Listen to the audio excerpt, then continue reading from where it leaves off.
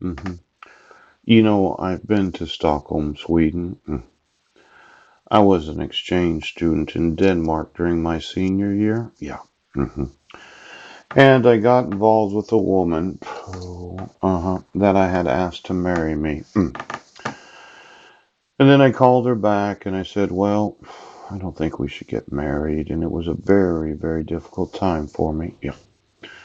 Well, I ended up working in construction as a hod carrier, and I decided to go back there and talk to her because I just could not get out of my mind how much I loved her when I was, 18, 19, 20 years old. Yes. And what happened is I took an airplane, yes, from SeaTac. I think I went through Italy or it might have been one of these other nations. And I did fly to Stockholm, Sweden. And I took a ferry, at approximately 2 a.m. in the morning, and there was no border patrol at that time. I snuck into Denmark where nobody had any knowledge that I was there. Oh. See, when I was an exchange student, the police had called to ask if I had left. Yes. Because, well, let's just say I had a couple problems with the police. Nothing serious. No, nothing serious. I did fill out some tax forms that allowed me to earn an income while I was an exchange student. And some people would consider that tax fraud. Ouch! But back then in 1986, 87, you could get away with a lot of things and they would not know. Now, I actually was employed during high school. Yes, I worked at Mammy Gee's discotheque and nightclub, and I was not always the honest Joe that I am today. I was one of these that took the coats of those that would go dancing at night. Yes. They'd pay a 5 krona, I think it was. Yes.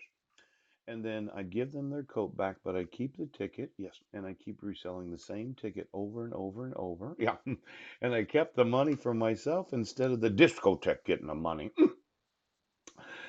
There are all kinds of ways to cheat right now. I wasn't that honest individual that I am today.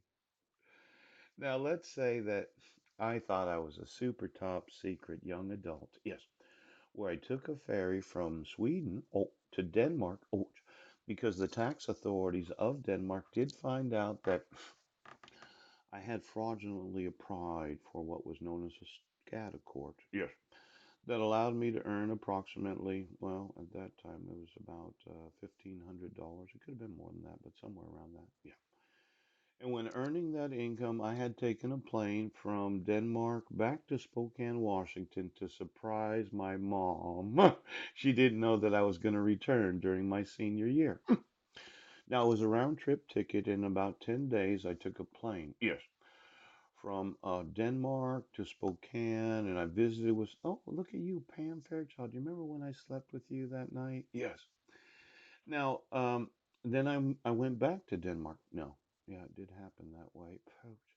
Once in a while, it's one of these surprises where you didn't know somebody was going to visit you. Yeah.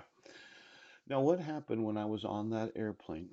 I started drinking and playing poker with a guy that happened to be kind of far up in an insurance company. And he said, well, if you're not doing anything this summer, why don't you move in with us?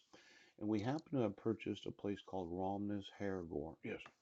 It was the summer residence of one of the royal families of Sweden. And I spent my senior high school year in Sweden. Oh!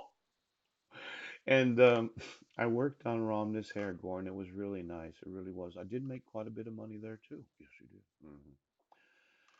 Well, when it came time to leave, I moved back to Denmark from Sweden. No, you remember that. I found out about the snapping ball in the clitoris when I was there at that time. Yeah, I didn't know it was there. No, he didn't know. And then I went back to the United States, and then Charlotta moved from Denmark to where I was living at, and we lived together for a while, thinking we were going to get married. But it didn't really work out that very good. But I went back to see her, didn't I? Now, yes. Now, there's something to this idea of not knowing. They do not know I'm here. They don't know that I'm in the nation. No, they have no idea where I'm at. Pooch.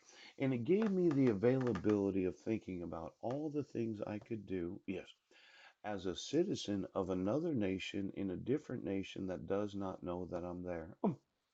See, I was pretty close to fluent in Danish. You'd really have to listen to me to see the difference. Yeah. And being, well, somewhat blonde haired during that time, slender, maybe 12, 200 pounds, 210 pounds, muscular. I could pass for Danish and they didn't know I was there, but I think they did. Oh, Paul had arrived.